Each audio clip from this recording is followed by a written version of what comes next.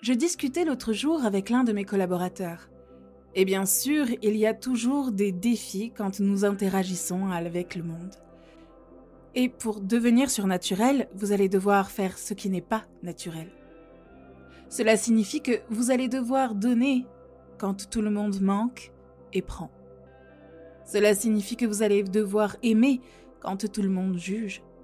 Cela signifie que vous allez devoir faire preuve de courage quand tout le monde a peur. Cela signifie que vous allez devoir pardonner quand tout le monde est rancunier. Et vous allez devoir renoncer quand tout le monde est en compétition. Au début, cela ne semble pas naturel. Mais si vous continuez à le faire encore et encore, tôt ou tard, vous deviendrez surnaturel. Et oui, cela demande un peu de travail, je le sais. Mais nous sommes en train de percer un voile de conscience en ce moment même. Et d'autres personnes suivent. Quelqu'un entend parler de quelqu'un ou est témoin de quelqu'un qui abaisse ses valeurs à cause du cancer. Je l'ai vu.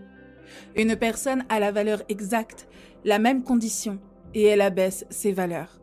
Une personne atteinte d'une maladie génétique pour laquelle la médecine n'a pas trouvé de solution a mis 2 ans et demi à inverser la situation. Et elle était sous traitement. Vous savez quoi ? Quelqu'un d'autre avait la même maladie génétique et s'en est guéri. Le médecin lui a demandé ce qu'elle avait fait. Elle a répondu, « Eh bien, j'ai signalé épigénétiquement de nouveaux gènes d'une nouvelle manière. » Qu'en pensez-vous ? Nous avons donc un modèle dans l'esprit qui est programmé.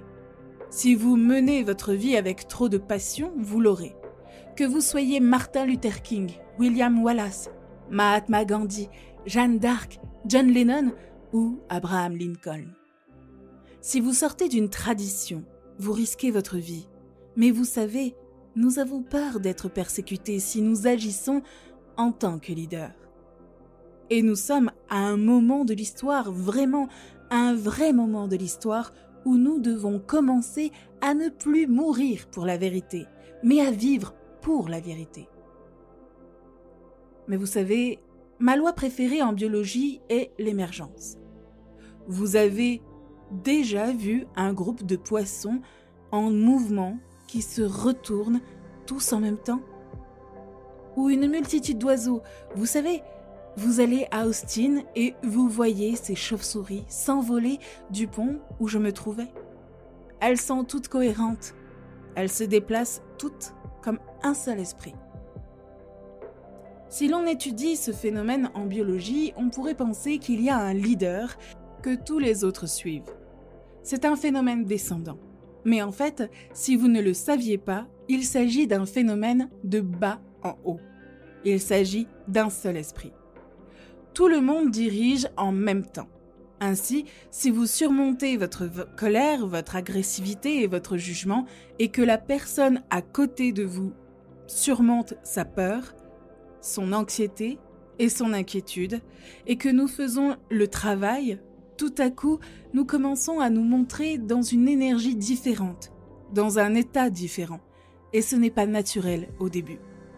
Mais tôt ou tard, si tout le monde dirige, on ne peut pas éliminer tout le monde, n'est-ce pas ? Et nous sommes les personnes que nous attendions. Et nous sommes ici pour transformer littéralement le monde en conscience.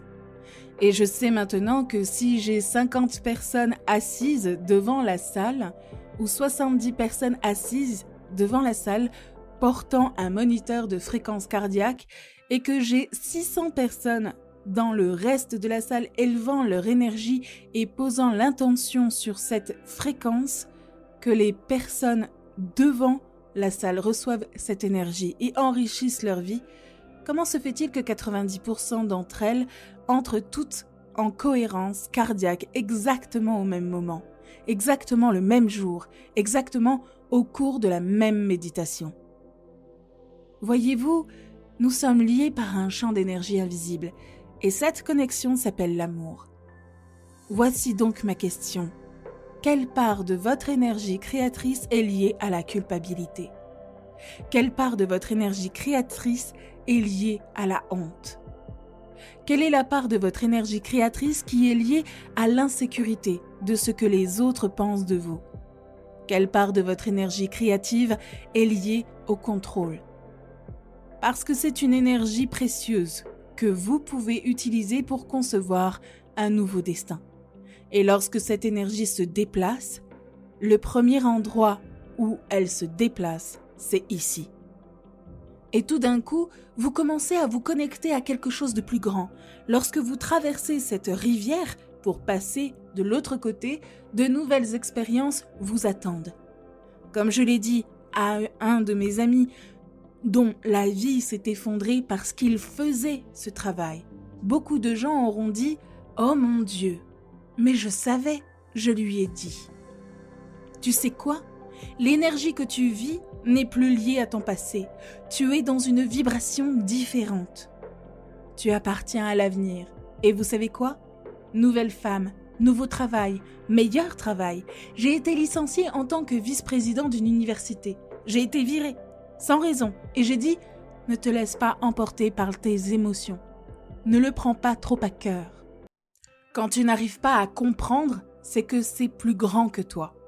Sors-toi de là. Continue à créer. 2 semaines plus tard, il quitte l'endroit, va ailleurs, rencontre une femme et en tombe amoureux. Il se marie. Il obtient un emploi dans une autre université, meilleur que l'autre. Un an plus tard, l'autre université l'appelle et lui demande d'être le président de l'université qui l'a licencié. Je lui ai dit, l'inconnu ne m'a jamais laissé tomber. Il ne m'a jamais laissé tomber. Et nous sommes si nombreux à attendre que quelqu'un d'autre le fasse. Vous savez de quoi je parle, n'est-ce pas? C'est la nuit noire de l'âme. Vous savez, quand vous réalisez que personne ne vous comprend à part vous, quand vous vous rendez compte que vous posez une question à une personne et qu'elle vous donne sa vérité, basée sur son expérience, ce n'est pas ce que vous cherchez. Personne d'autre que vous n'a les réponses à vos questions. Et tout d'un coup, vous commencez le travail. C'est ce qu'il faut. C'est ainsi que cela commence à se produire. Et nous commençons à nous éveiller au fait qu'il y a plus. Lorsque vous sortez de l'aspect familier de votre vie, vous entrez dans l'inconnu. Et vous faites confiance à cet inconnu.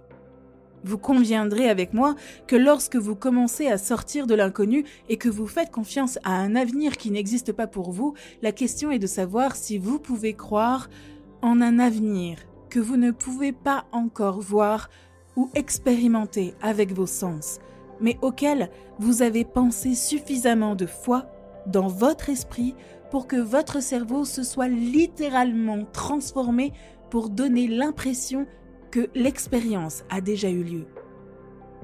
Vous allez découvrir à quel point c'est possible. Pouvez-vous tomber amoureux du potentiel futur qui existe déjà dans le champ quantique? Et quelle est la quantité de potentiel qui existe dans ce champ? Et pouvez-vous commencer à embrasser émotionnellement ce futur avant qu'il ne se manifeste à un tel degré que votre corps, votre esprit inconscient commence à croire qu'il vit dans cette réalité future au moment présent et que vous signalez de nouveaux gènes et de nouvelles façons de changer votre corps pour que l'expérience ait l'air d'avoir déjà eu lieu? Alors, s'il y a des preuves physiques dans votre cerveau et votre corps qui donnent l'impression que l'expérience a déjà eu lieu, c'est que l'événement a déjà eu lieu. Vous pouvez vous détendre parce que l'événement va vous trouver et il viendra d'une manière à laquelle vous vous attendez le moins. C'est l'inconnu. Et vous serez surpris parce que c'est le cadeau du divin. Vous ressentirez une émotion intense comme la joie, l'émerveillement, la crainte, l'inspiration et l'amour de la vie. Et cette énergie vous incitera à créer encore et encore.